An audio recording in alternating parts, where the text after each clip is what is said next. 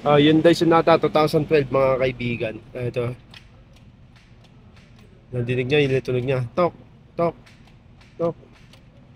Ito, troubleshoot natin ngayon, ha? Update ko na lang kayo. Hyundai Sonata 2012.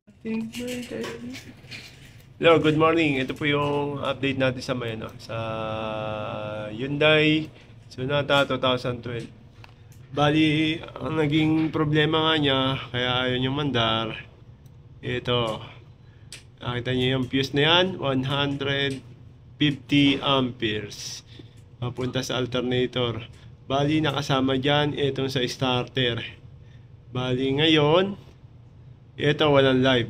Bali, ang nagkakaroon lang ng live sa starting system is yung solenoid. Kaya pagka pinanda natin,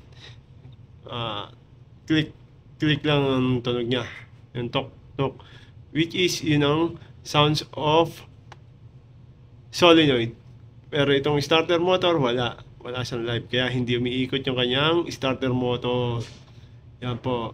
Bali, ang problema niya, ito lang fuse na 150 amperes. Yan, related siya dito, ha? Asa power distribution tayo, ha? Hyundai Sonata 2012. Ayan.